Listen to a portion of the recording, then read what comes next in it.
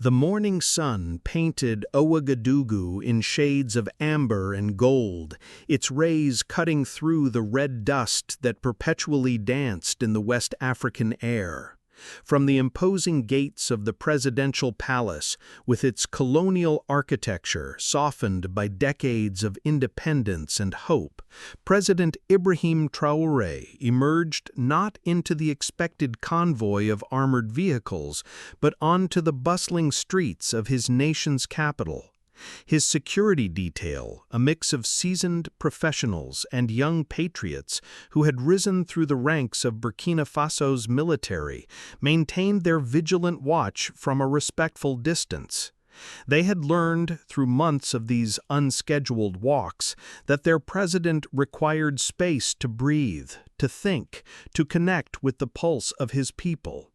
Unlike his predecessors, who governed from behind bulletproof glass and ivory towers, Traoré believed that leadership demanded presence, physical, emotional, and spiritual presence among those he served.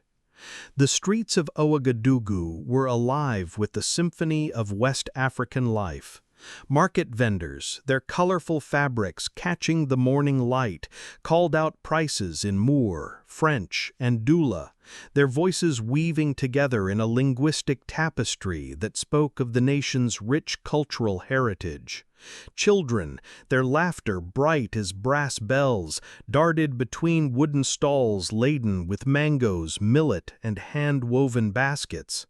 Motorcycles, the lifeline of urban transportation, hummed and buzzed as they navigated the organized chaos of morning traffic, their riders balancing everything from live chickens to bags of grain.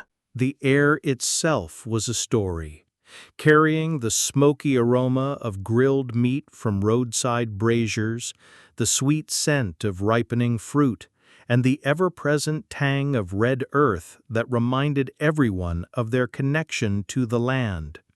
For Traoré, these walks were more than exercise or public relations. They were his way of taking the nation's pulse, of ensuring that the decisions made in air-conditioned offices remained grounded in the reality of dust-covered streets and calloused hands. As he walked, vendors recognized him. Some waved enthusiastically, others nodded with the quiet respect reserved for those who earned their authority through service rather than seized it through force. A young mother selling vegetables caught his eye and smiled, adjusting her baby on her back. An elderly man repairing bicycles under a makeshift canopy paused in his work to touch his chest in traditional greeting. These moments, brief but meaningful, reminded Traoré why he had chosen the path of leadership, not for power, but for the opportunity to serve these faces, these stories, these dreams. The president's footsteps carried him deeper into the heart of the city, past the modern buildings that spoke of progress and the traditional compounds that whispered of continuity. He observed everything, the way water vendors called out their services to households lacking indoor plumbing, the manner in which young men gathered around radios discussing football and politics with equal passion, the grace with which women balanced impossible loads on their heads while managing children and conversations. This morning, however, something felt different. Perhaps it was the quality of light or the particular mixture of sounds and scents, but Traoré found himself drawn toward the central market, that beating heart of commercial life, where fortunes were made and lost in transactions measured in cents rather than dollars, where survival and community intersected in the most human of ways. The central market of Ouagadougou was a universe unto itself, a sprawling maze of permanent stalls and temporary setups that had grown organically over decades. Here, one could find anything from traditional medicines prepared by elderly healers to the latest electronic gadgets smuggled in from China. The air thrummed with negotiation, friendship, argument, and the endless dance of commerce that had sustained communities for generations. As Traoré navigated the narrow passages between stalls, his trained eye catalogued the subtle signs of economic strain that official reports often missed. The way certain vendors lingered longer with each customer, suggesting fewer sales. The prevalence of repair services, shoe mending, electronics fixing, clothing alterations, indicating that people were holding on to possessions longer. The presence of more elderly vendors than usual, suggesting that retirement was a luxury many could not afford. It was this last observation that made him pause as he rounded a corner near the market's oldest section. There, under the patchy shade of an ancient baobab tree, whose massive trunk had witnessed a century of the city's growth, sat a figure that seemed to exist in a different time zone from the market's frenetic energy. The man was elderly, his posture speaking of decades spent hunched over books and blackboards. His clothing, though clean and carefully maintained, bore the unmistakable signs of economic hardship. Fabric washed so many times that its original color existed more in memory than reality. Patches sewn with the kind of precision that spoke of pride fighting against circumstance. A small pile of books sat beside him on a bench fashioned from wooden crates, and in his hands he held what appeared to be a philosophical text, his finger tracing lines as he read. But it wasn't the man's poverty that stopped Traoré in his tracks. It was recognition. Not of the face, which had aged and thinned since their last meeting, but of something deeper. The way the man held his head, tilted slightly as if listening to an internal lecture, the careful, deliberate way his eyes moved across the page, the unconscious gesture of pushing up glasses that were no longer there, having been replaced by careful squinting. Memory crashed over Traoré like a wave. Suddenly, he was no longer a president walking through a market, but a young man sitting in a cramped classroom at the University of Ouagadougou. The walls around him were painted institutional green, cracked from decades of harmattan winds and insufficient maintenance. Before him stood a figure that commanded attention not through volume, but through the sheer force of intellectual passion. Ethics, the professor had said on that first day, his voice carrying to every corner of the room despite its measured tone, is not about rules handed down from above. It is about the choices we make when no one is watching, the principles we maintain when convenience suggests otherwise, the dignity we afford others regardless of their station in life. Professor Ismael Zongo. The name came back with startling clarity along with a flood of associated memories. The way he had purchased textbooks with his own modest salary for students who couldn't afford them. The evening tutoring sessions he conducted free of charge in his small office, lit by a single fluorescent bulb. The countless hours he had spent not just teaching philosophy and ethics, but living them, demonstrating through his actions what it meant to be a person of principle in an often unprincipled world. Traoré remembered specific lessons now, the discussion of Aristotelian virtue ethics that had stretched late into the evening, the analysis of traditional African philosophical concepts that had opened his young mind to the richness of his own cultural heritage, the gentle but firm corrections when students, including young Ibrahim, had chosen expedience over ethics in their arguments. Knowledge, Professor Zongo had said in one of their last conversations before graduation, is the only wealth that no one can steal from you. But wisdom is knowledge applied with compassion. Remember that when you go out into the world. And here was that same man, alone on a street corner, reading philosophy while the market chaos swirled around him like he was an island of contemplation in an ocean of commerce. A tightness gripped Traoré's chest, a mixture of sorrow, anger, and something deeper, shame. How could a nation allow one of its brightest lights to fade into invisibility like this? How could a society that claimed to value education and wisdom permit one of its most dedicated educators to exist on the margins, forgotten and struggling? He approached slowly, not wanting to startle the old man. Up close he could see more details that painted a picture of quiet dignity maintained against overwhelming odds. The professor's shoes were carefully polished despite their obvious age. His hair was neatly combed. The books beside him were arranged with the same precision he had once brought to his lecture notes. Even in reduced circumstances, Ismael Zongo carried himself like the scholar he had always been. "Professor Ismael," Traoré said softly, his voice barely audible above the market's ambient noise. The elderly man looked up, blinking as if being pulled from a deep conversation with the text before him.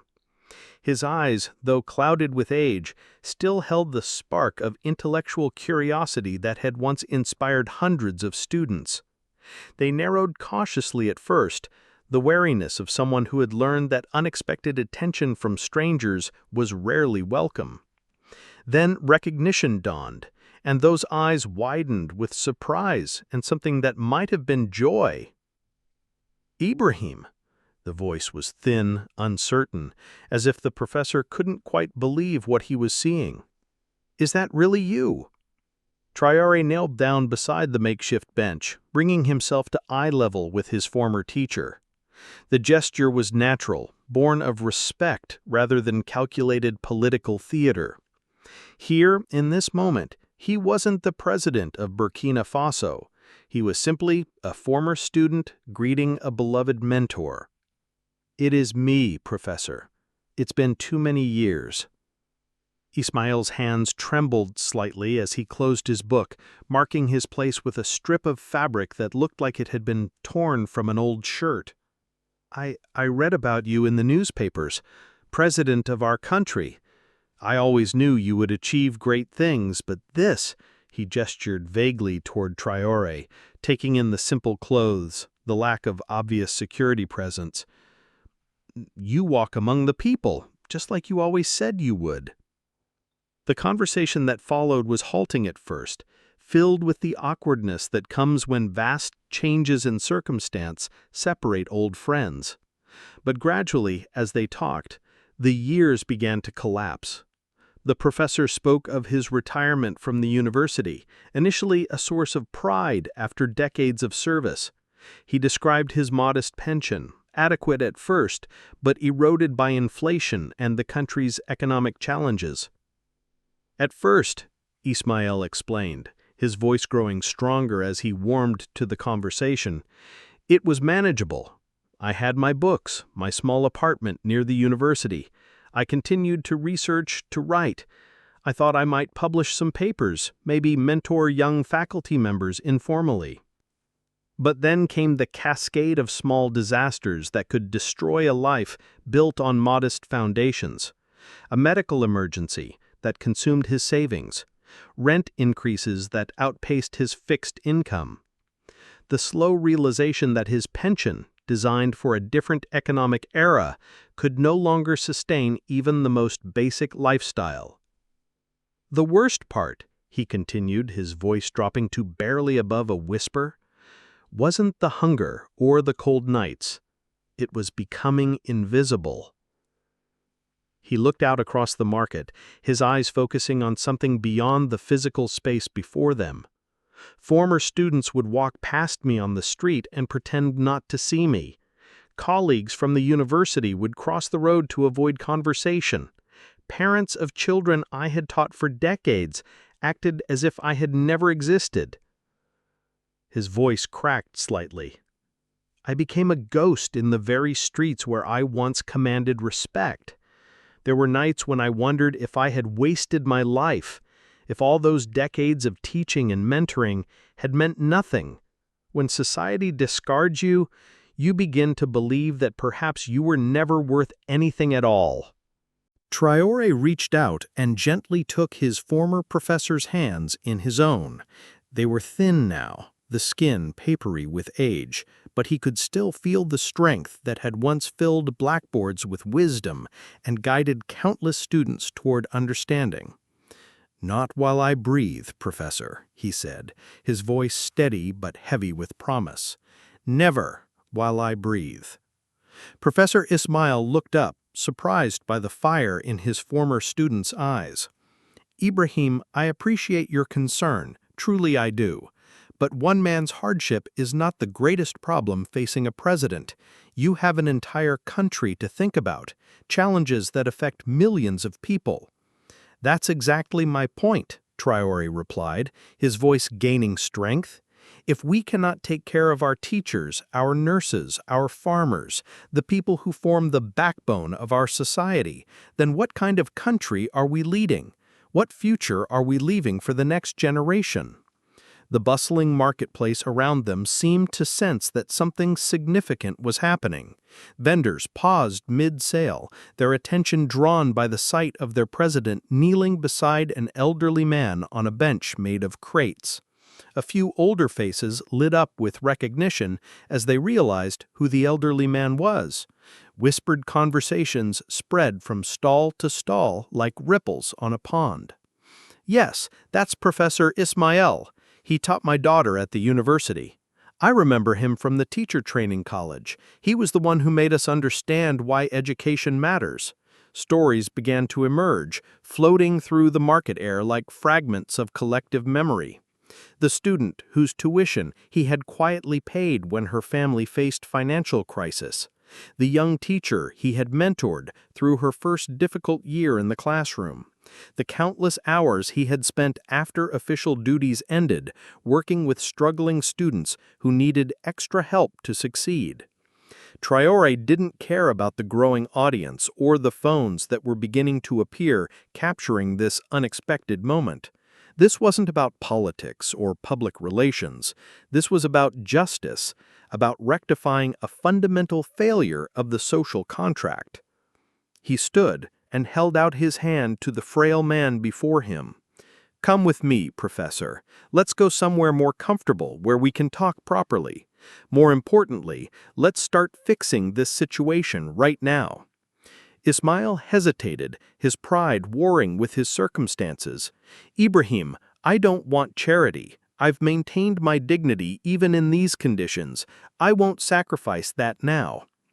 "This isn't charity," Traoré replied, his voice soft but firm. "This is what we owe you and every person who has given their life in service to this country. This is about justice, not handouts." Slowly, carefully, he helped his mentor to his feet. The short walk to the presidential vehicle felt like crossing between two worlds, from the dusty reality of forgotten dreams to the possibility of restored hope. As they moved through the gathering crowd, people pressed forward, not aggressively, but with the kind of reverent attention reserved for witnessing history in the making. Inside the climate-controlled vehicle, the sudden silence was almost jarring after the market's constant noise. The smell of clean leather and the quiet hum of the engine replaced the symphony of commerce and conversation they had left behind. But Traoré's mind was far from quiet. He wasn't just thinking about Professor Ismail anymore. He was thinking about every teacher, every nurse, every civil servant who had dedicated their lives to building the nation only to find themselves forgotten in their time of need. "Where are we going, Ibrahim?" Ismail asked, quietly, his voice uncertain. "To the Burkina Development Bank," Traoré replied, his voice carrying the weight of decision. "We're starting a revolution, Professor, not with protests or weapons, but with dignity and real change." The Burkina Development Bank occupied a modern building in the heart of Ouagadougou's business district, its glass and concrete facade a symbol of the nation's aspirations for economic growth and financial stability. Inside, the marble floors and hushed atmosphere spoke of serious business conducted by serious people in serious circumstances. Bank manager Musa Ouagadougou was reviewing loan applications in his office when his secretary burst through the door, her usual composure shattered by urgency. "Sir," she said, struggling to catch her breath, "President Traoré is here. He's walking up to the main entrance now." Ouagadougou's pen stopped mid-signature. In 15 years as bank manager, through various political transitions and economic challenges, he had never received an unannounced presidential visit. His mind raced through possibilities: financial crisis, government restructuring, political pressure, none of them particularly pleasant.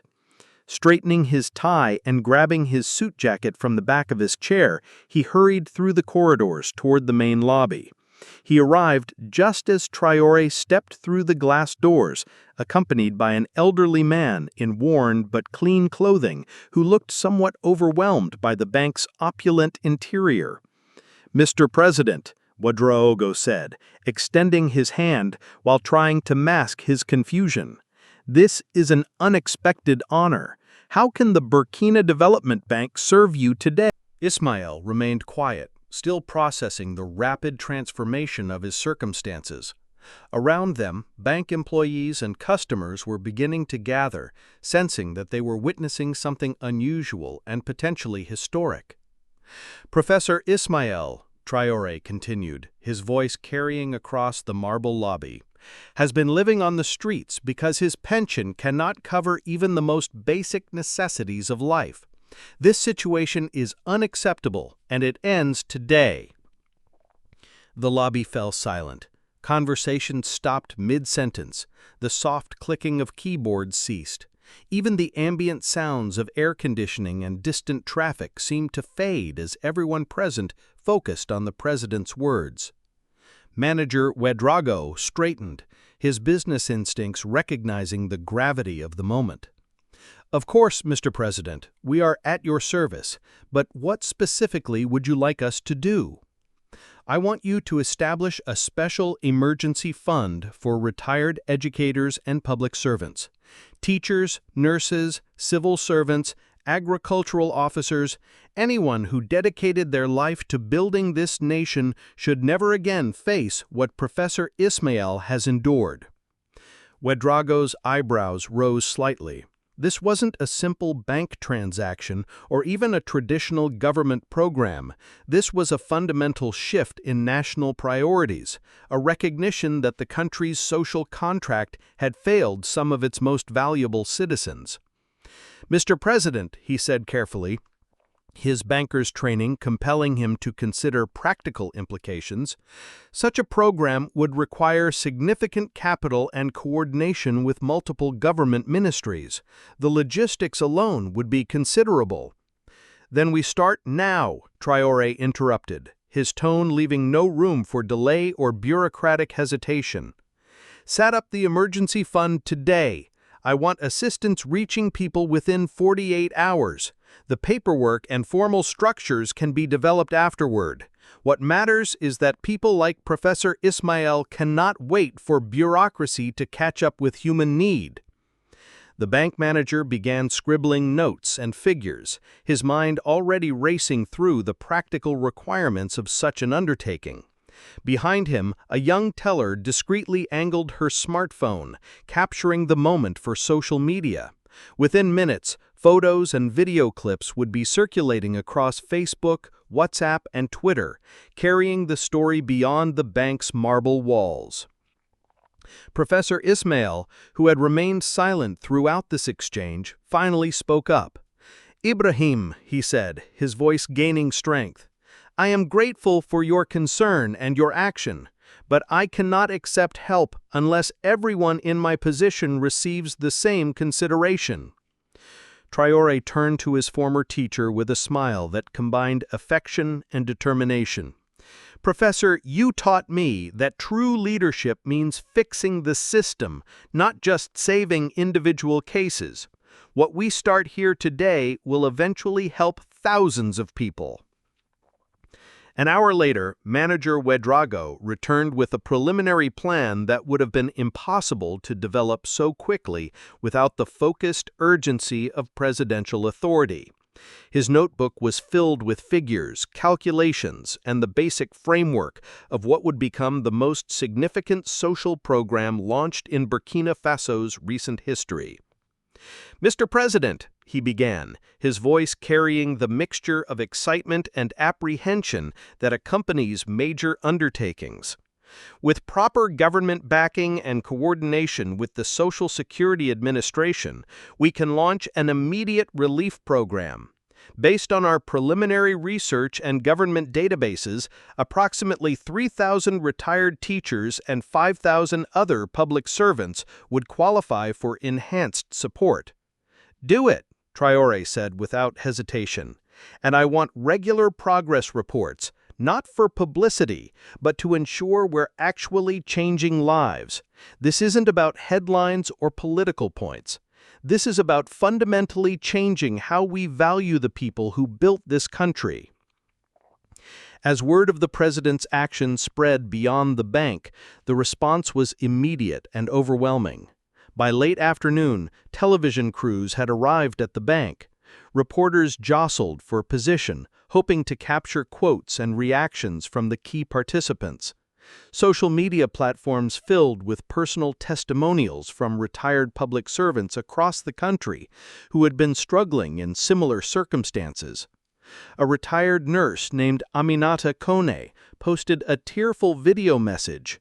"I spent 30 years bringing babies into this world, training young nurses, saving lives in understaffed clinics. But when I retired, I couldn't even afford my own medicine. Today, I have hope again." A former agricultural extension officer wrote about teaching farmers modern techniques for decades, helping communities improve crop yields and food security, only to lose his own land when his inadequate pension couldn't cover property taxes. Stories poured in from across Burkina Faso and neighboring countries. Retired teachers who had educated future leaders but couldn't afford their own children's school fees. Former health workers who had spent their careers fighting disease but couldn't access health care in their old age.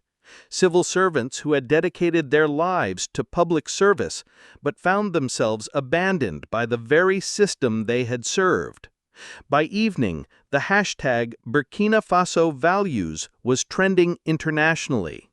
African leaders and development experts hailed Traoré's initiative as a potential model for addressing systemic inequality across the continent. International news outlets picked up the story, framing it as an example of grassroots leadership that prioritized human dignity over political calculation. But perhaps the most significant response came from ordinary citizens. Young people posted messages expressing renewed interest in careers in education and public service, inspired by seeing that such dedication would be honored rather than forgotten. Parents wrote about feeling hopeful that their children might choose teaching or nursing without fear of ending in poverty. The next morning, Professor Ismail stood beside President Traoré at a modest press conference held in the presidential palace's garden. The setting was deliberately simple, no grand podium or elaborate staging, just two men standing under a tree, surrounded by journalists and cameras, but speaking to the entire nation. The transformation in Professor Ismail was remarkable. After receiving immediate medical attention and proper nutrition, he looked years younger. His clothes were clean and well-fitting, donated by palace staff who had learned of his situation. But more importantly, his posture had changed. The defeated slouch of a forgotten man had been replaced by the confident bearing of someone whose dignity had been restored. When he stepped to the microphone, his voice carried the authority and passion that had once filled university lecture halls. "Today," he began, his words measured and clear, "I have witnessed the values I taught throughout my career: dignity, compassion, and social responsibility, transformed from abstract concepts into concrete action. President Traoré has demonstrated that true leadership means seeing the human being behind the statistics, recognizing that every citizen's story matters. He paused, looking out at the assembled reporters and cameras, but speaking beyond them to the entire nation. This program is not about charity or political gestures. It is about justice.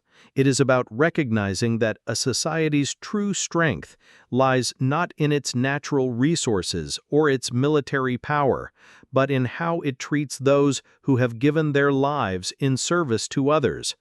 The applause that followed was sustained and heartfelt. For many watching across the country, this moment represented more than one man's rescue from poverty. It felt like the beginning of a fundamental shift in values, a recognition that service to others deserved honor rather than abandonment. 6 months after that life-changing encounter under the baobab tree, Burkina Faso had indeed become a country transformed. What had started as a simple act of compassion between a president and his former teacher had evolved into a comprehensive national program called Dignity in Service, an initiative that was changing lives across the country and inspiring similar programs throughout West Africa. The statistics alone told a remarkable story. Over 8,000 retired public servants were now receiving enhanced support that allowed them to live with dignity. Child mortality rates had begun to decline as veteran nurses and midwives returned to work as volunteers and mentors. School performance indicators were rising, guided by master teachers like Professor Ismail, who had found new purpose in sharing their knowledge. But the true measure of success lay in the individual stories of transformation. Fatima Ouagadougou, a retired midwife who had brought more than 2,000 babies into the world over her career, now lived in a modest but comfortable apartment where every medical bill was covered. More importantly, she had returned to the regional hospital as a volunteer, training young midwives and sharing decades of accumulated knowledge with a new generation of health workers. Before the program, she explained to a visiting journalist, "I felt like my knowledge was dying with me. Now I see young women learning skills that took me years to develop. I feel useful again, valued again." Barema Ouagadougou, a former agricultural extension officer who had transformed farming techniques across 3 provinces, had been able to repair his family compound and return to the fields, not to earn money, but to establish a training center where he taught sustainable farming methods to young agricultural students free of charge. "The irony," he said, with a laugh that spoke of renewed hope, "is that I'm working harder now than when I had a salary, but this work has meaning. I'm not just surviving, I'm contributing." Perhaps the most remarkable transformation of all was in Professor Ismail himself. The fragile, forgotten man President Traoré had encountered reading philosophy under a tree had evolved into something approaching a national treasure. He had become the unofficial ambassador of the Dignity in Service program, traveling across the country to identify other unsung heroes and ensure they too received the recognition and support they deserved. His journey took him to remote villages where retired teachers were living in mud huts, their decades of education reduced to memories. He visited urban slums where former nurses were selling vegetables to survive, their medical knowledge unused and unvalued.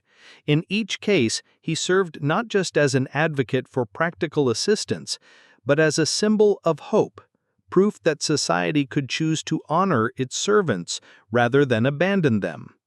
One particularly moving encounter occurred in a small town near the border with Mali.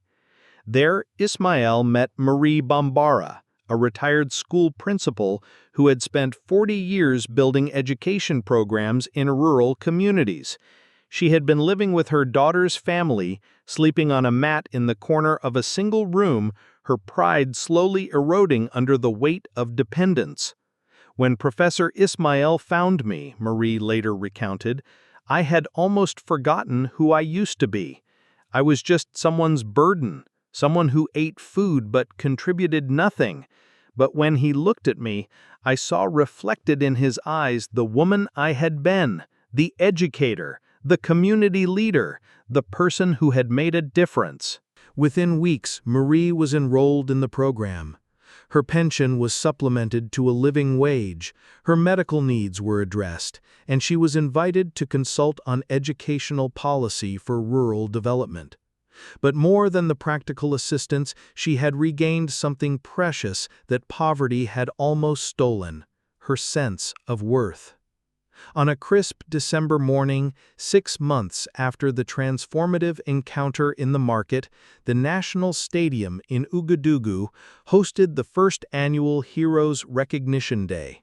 The event had grown far beyond anything initially envisioned, attracting representatives from across West Africa and becoming a model that other nations were studying and adapting. 500 retired educators, healthcare workers, and civil servants filled the stadium's center field, while thousands of family members, current public servants, and ordinary citizens occupied the stands. The atmosphere was festive but reverent, celebrating not just individual achievements, but a collective recommitment to values that had been in danger of being forgotten. When Professor Ismail took the stage as the keynote speaker, the stadium fell into complete silence. His voice, now strong and confident, carried clearly across the vast space without electronic amplification. "My friends and colleagues," he began, his words carrying the weight of shared experience.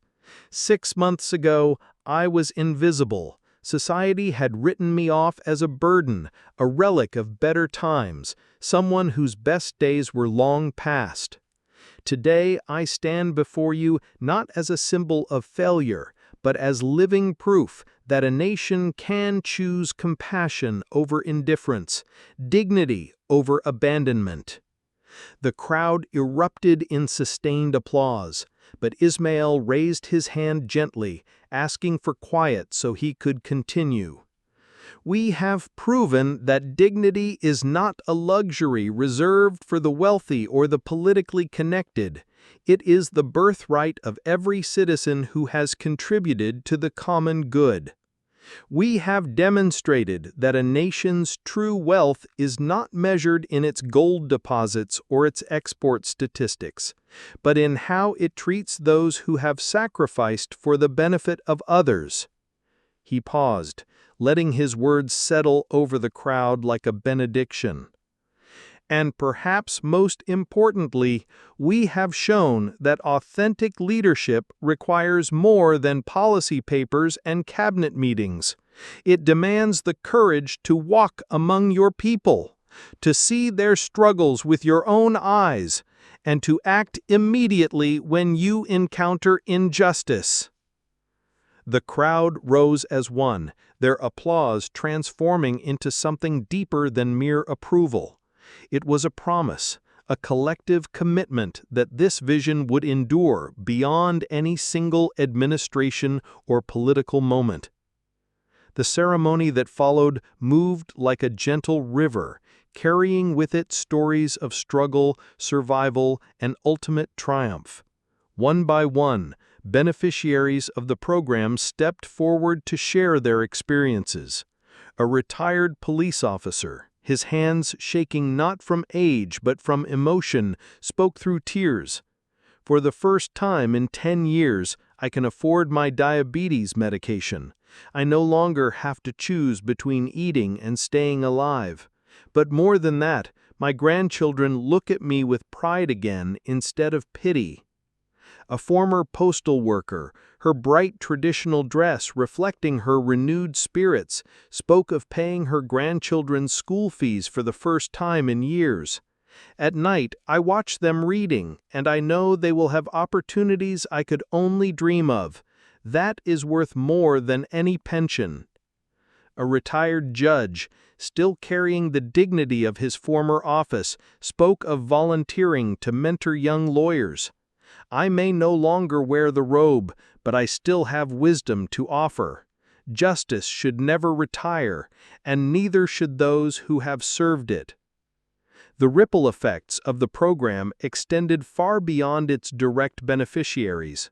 Across the country, young people were reconsidering career choices that previous generations had learned to avoid. Teaching positions that had gone unfilled for years were suddenly attracting qualified candidates. Nursing schools saw their enrollment double. Young people were choosing public service not as a last resort, but as a calling worthy of respect and honor. At the University of Ouagadougou, Professor Ismail had returned to teach a weekly seminar called Ethics in Public Service. The classroom was always packed, with students sitting in aisles and crowding around doorways to hear the man whose story had become legend. "Service," he would tell them, "is not sacrifice, it is a privilege. When you choose to dedicate your life to helping others, whether as a teacher, a nurse, a civil servant, or in any other capacity, you are choosing to be part of something larger than yourself. And this nation has committed to ensuring that such choices are honored, not punished." One student, Aminata Traoré, no relation to the president, spoke for many of her generation. "Before the program, my parents begged me not to become a teacher. They said it was a path to poverty and disappointment. Now they encourage me to follow my passion because they know that service to others is service to the nation, and the nation honors such service." The international response to Burkina Faso's initiative had been extraordinary. The African Union designated the program as a model for continental development, organizing study missions for officials from other countries to learn about implementation strategies. Universities in Ghana, Senegal, and Kenya began developing case studies based on the Dignity in Service program. Professor Ismail found himself invited to speak at conferences in Dakar, Accra, Lagos, and beyond. But he always returned to the same fundamental message. This is not about government programs or social policy. This is about recognizing that every person who chooses service over self-interest is a hero, deserving of honor. The World Bank sent a delegation to study the program's economic impacts. Their preliminary findings were remarkable. For every dollar invested in supporting retired public servants, the economy gained $3 in increased productivity, reduced healthcare costs, and enhanced social stability. Former teachers returning as volunteers were raising literacy rates in rural areas. Retired health workers were reducing disease transmission through community education programs. The economic argument for dignity was proving as compelling as the moral one. As the Recognition Day ceremony drew to a close, President Traoré joined Professor Ismail on the stage for a final conversation. The stadium crowd watched as the two men, one the leader of a nation, the other a teacher who had shaped that leader's conscience, spoke together like old friends rather than public figures. "Professor," Traoré said, his voice amplified by the stadium's sound system but intimate in its tone, "do you remember what you used to tell us about the difference between success and significance?" Ismail's smile was the same one that had once illuminated dusty classrooms and inspired young minds. "Success," he replied, "is what you achieve for yourself. Significance is what you achieve for others." "Today," Traoré responded, "I finally understand that lesson completely. Thank you for teaching me then, and thank you for teaching me now." They embraced as the sun set over Ouagadougou, two figures silhouetted against the golden sky, while thousands of voices joined in spontaneous song, not the national anthem, but a traditional melody about teachers and students, about wisdom passed from one generation to the next.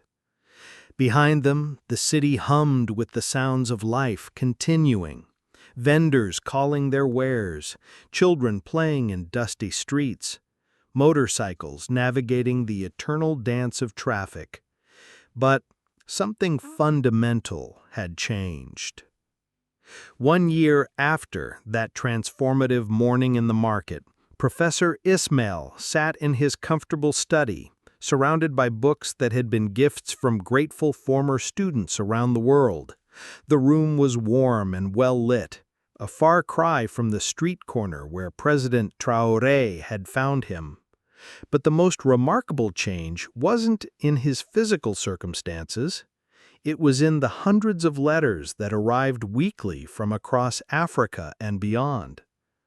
A letter from a retired teacher in Nigeria. "Professor, your story gave our government the courage to launch a similar program. I no longer fear old age." A message from Ghana. "We are calling our initiative the Ismail Model. Thank you for showing us that dignity is not negotiable." From Senegal. "My grandfather was a village headmaster for 40 years. Thanks to our new program inspired by your experience, he died with honor intact." Professor Ismail carefully responded to each letter, his handwriting still firm despite his advanced years. But more than correspondence, he had become something unprecedented in modern Africa, a living symbol of what was possible when leadership chose compassion over convenience. The Dignity in Service program had grown beyond anyone's initial imagination. What had started as emergency assistance for retired educators had evolved into a comprehensive social framework that was reshaping Burkina Faso's entire approach to human development. The program now included several innovative components. The Wisdom Corps, retired professionals who volunteered their expertise to mentor young workers, train apprentices, and consult on community projects. A retired engineer might spend her mornings teaching at a technical school and afternoons advising on village water projects. The Memory Project, elder citizens working with historians and anthropologists to preserve traditional knowledge, cultural practices, and local history before they disappeared forever. Former teachers became documentary filmmakers, capturing the stories of their communities. The Bridge Initiative, programs that connected retired public servants with current workers, creating mentorship relationships that improved service delivery while honoring accumulated wisdom. Young nurses learned from veterans who had worked in conditions of scarcity and improvisation. The Community Advisory Network, retired civil servants who helped design and implement local development projects, ensuring that government programs actually met community needs rather than bureaucratic requirements. On a quiet Tuesday morning, as Professor Ismail was preparing for his weekly seminar at the university, his housekeeper announced an unexpected visitor. A young woman stood at his door, her professional attire suggesting government service, but her nervous manner indicating this was a personal rather than official visit. "Professor Zongo," she said, her voice carrying a slight tremor. "My name is Salamata Ouedraogo. I work in the Ministry of Social Development, helping to administer the Dignity in Service program. But I'm not here in my official capacity." She paused, struggling with emotion. 25 years ago, you taught my mother, Mariam Ouedraogo, in the teacher training college. She always spoke of you as the professor who changed her understanding of what education could accomplish. Professor Ismail's face softened with recognition and concern. "Mariam, yes, I remember her well. A brilliant student with a passion for rural education. How is she?" Salamata's eyes filled with tears. "She died 3 years ago, Professor. Cancer. She spent her entire career in village schools, often walking hours between communities to ensure every child had access to education. She never complained, never sought recognition. But in her final years, the young woman's voice broke. In her final years, her pension couldn't cover her medical treatment. She died in debt, ashamed that her life of service had ended in financial failure. She made me promise never to become a teacher, never to choose service over security. Professor Ismail guided Salamata to a chair. His own eyes reflected the pain of her story. This was the tragedy that the Dignity in Service program existed to prevent, but for Mariam, the help had come too late. "But Professor," Salamata continued, wiping her eyes, "when I saw what happened to you, when I witnessed the program that emerged from your encounter with President Traoré, everything changed. I realized that my mother's sacrifice had meaning, that her life of service was valuable even if society failed to recognize it at the time." She straightened in her chair, her voice gaining strength. "I'm leaving the ministry, Professor. I'm going to become a teacher. I want to work in the same rural communities where my mother taught, and I want to know that when I'm old, society will remember my service with honor rather than abandonment." Professor Ismail's conversation with Salamata represented thousands of similar encounters happening across the country. The program had become more than a social safety net. It had transformed into a cultural awakening that was redefining how Burkina Faso thought about service, sacrifice, and social responsibility. At the Ministry of Education, enrollment applications for teacher training programs had tripled. Young people who had once viewed teaching as a path to poverty now saw it as a calling worthy of respect and eventual honor. The same phenomenon was occurring in nursing schools, agricultural colleges, and public administration programs. President Traoré received regular reports about these developments, but the statistics barely captured the magnitude of the transformation. During his weekly walks through different neighborhoods of Ouagadougou, a practice he had maintained and expanded since that fateful morning, he encountered stories after stories of renewed hope and redirected ambition. A young man named Bakari approached him during one such walk. "Mr. President, my uncle was a rural health worker who died in poverty. I swore I would never follow his path. But now I'm studying to become a community health officer because I know my service will be honored." An elderly woman stopped him to express gratitude. "My daughter is a nurse in the children's hospital. Before your program, I worried about her future. Now I'm proud of her choice and confident in her security." 18 months after the program's launch, Ouagadougou hosted the first West African Summit on Dignity in Service. Leaders from 12 countries arrived to study Burkina Faso's model and adapt it to their own national contexts. The summit was held not in a luxury hotel, but at the University of Ouagadougou, with Professor Ismail serving as the honorary chairman. The opening ceremony was deliberately simple. No elaborate protocols or ceremonial excess, just leaders sitting in a university auditorium, listening to the stories of people whose lives had been transformed by the recognition that service deserved honor. Professor Ismail's opening address became historic, quoted in newspapers across the continent and beyond. "Excellence," he said, his voice carrying clearly across the packed auditorium. "We have gathered not to celebrate a program, but to acknowledge a principle. Every society faces a choice. It can treat those who serve others as heroes worthy of honor, or it can abandon them to poverty and irrelevance when their productive years end. That choice defines not just policy, but the moral character of a nation." He paused, looking out at presidents, prime ministers, and cabinet officials from across West Africa. The program that began with my own desperate circumstances has taught us that dignity is not a luxury that wealthy nations can afford and poor nations cannot.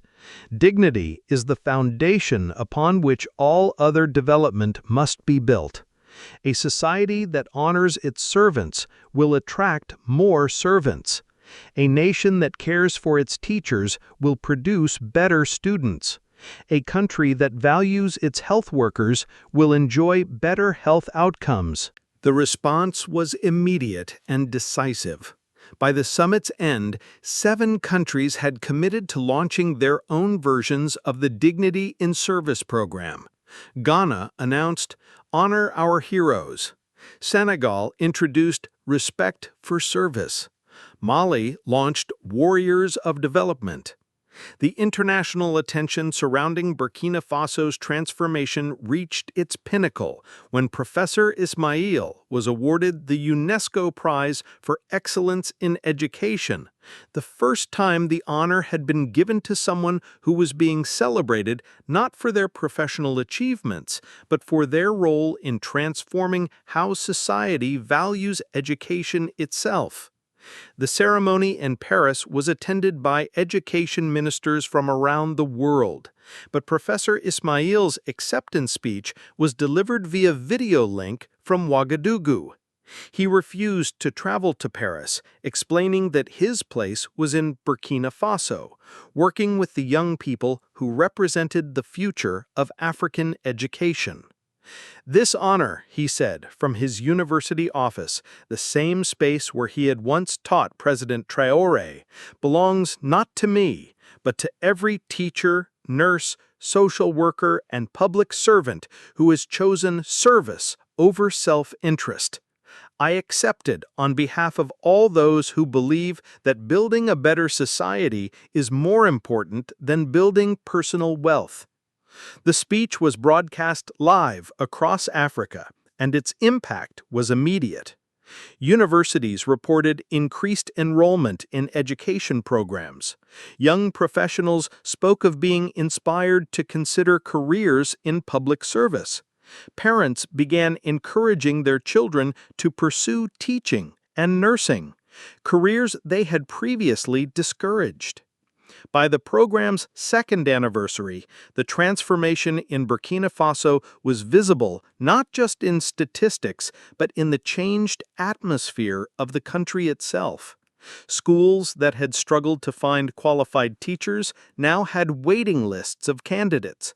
Hospitals that operated with skeleton nursing staffs were fully staffed with enthusiastic young professionals. But perhaps the most remarkable change was generational. Children who had grown up during the program's implementation had absorbed its values as naturally as learning to speak.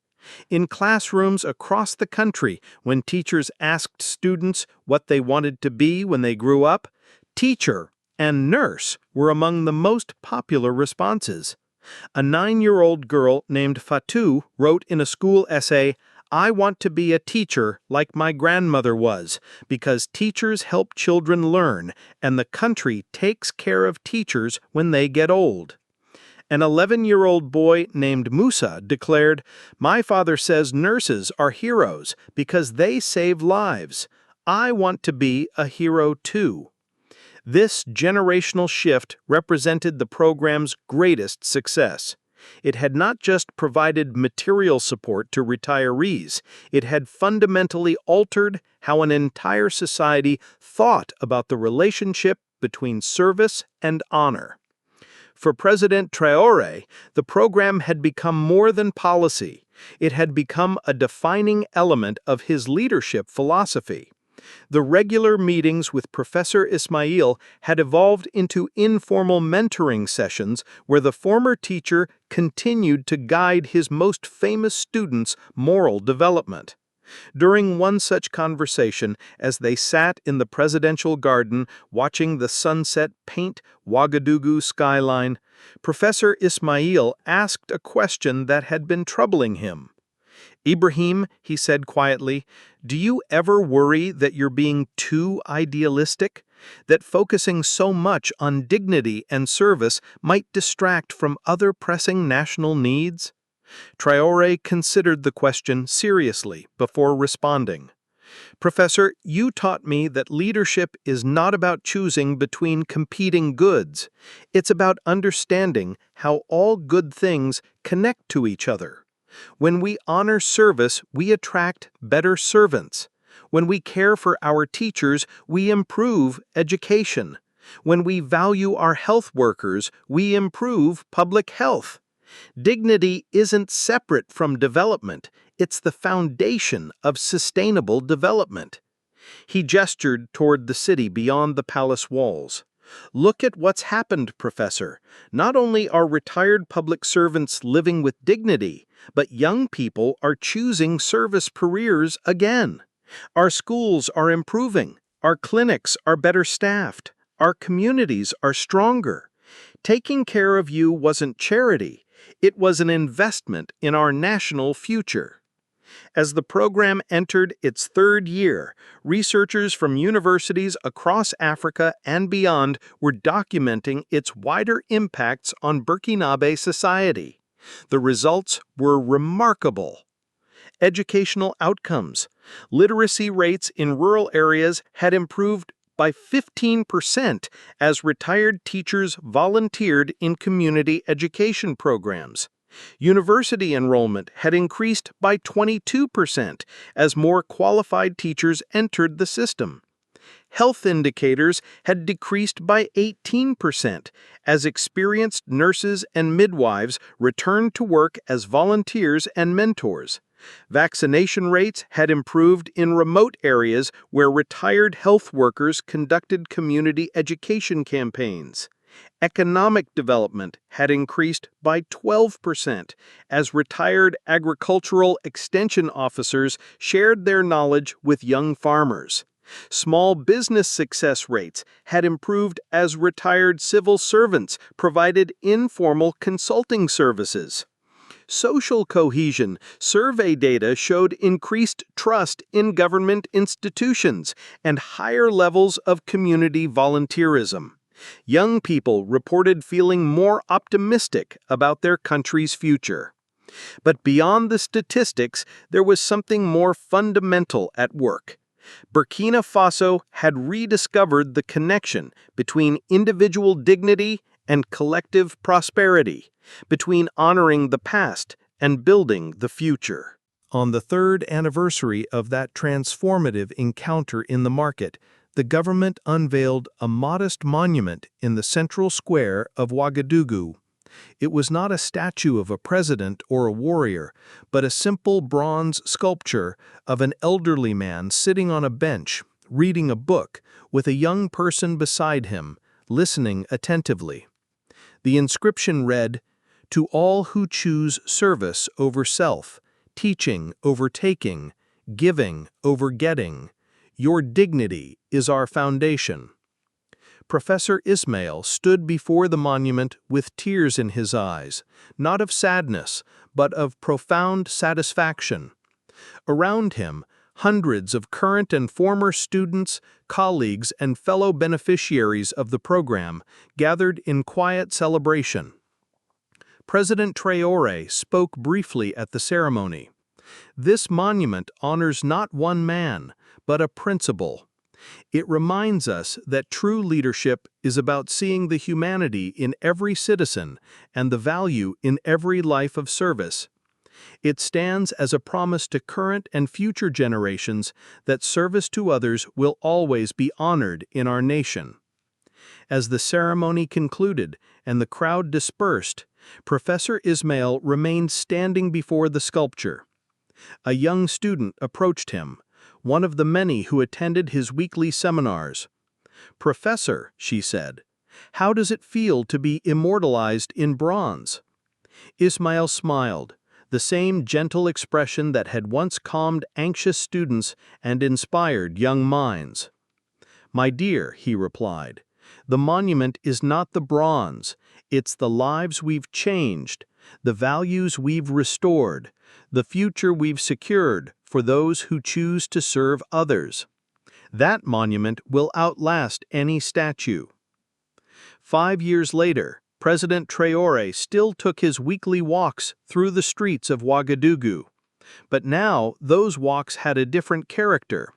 Instead of encountering forgotten heroes struggling in poverty, he met prosperous retirees volunteering in schools and clinics, young professionals choosing careers in public service, and a society that had learned to honor its servants. The transformation that had begun with one man's compassionate response to his teacher's plight had become a permanent feature of Burkinabe society. The Dignity in Service program was no longer seen as government charity, but as a fundamental human right, as natural and necessary as education or health care. Other African nations had successfully adapted the model to their own contexts. Ghana's Honor Our Heroes program had become a cornerstone of national development strategy. Senegal's Respect for Service initiative had reduced teacher shortages by 60%. Mali's Warriors of Development program had attracted young professionals back to rural communities. The ripple effects continued to spread. International development organizations began incorporating dignity-based approaches into their programming. Universities established research centers focused on the connection between social honor and sustainable development. The Burkina model became a case study in leadership schools around the world. But perhaps the most fitting testament to the program's success was found in the everyday conversations of ordinary citizens. Parents spoke proudly of children who chose teaching careers. Young people competed for positions in public service. Society had rediscovered the truth that Professor Ismail had spent his life teaching, that serving others is not sacrifice, but privilege, not burden, but honor, not cost, but investment in the future. On a quiet morning, as Professor Ismail walked slowly through the same market where his life had been transformed, vendors called out greetings, children ran up to shake his hand, and young teachers stopped to thank him for inspiring their career choices. The frail, forgotten man who had once sat alone under a baobab tree had become a living symbol of what was possible when a society chose to honor its servants. The walk that changed a nation continued with every step taken by every person who chose service over self-interest, every leader who recognized the dignity in every citizen, every young person who understood that true wealth lay not in what one could accumulate, but in what one could contribute. The transformation was complete, but the journey continued. In Burkina Faso, and increasingly across Africa and beyond, the lesson was clear. When societies honor their servants, they create more servants. When nations value dignity, they build lasting prosperity. When leaders walk among their people, they discover the wisdom to transform not just individual lives, but entire civilizations. The walk that changed a nation had become a march toward a more just, more compassionate, more dignified world. One step, one encounter, one life at a time.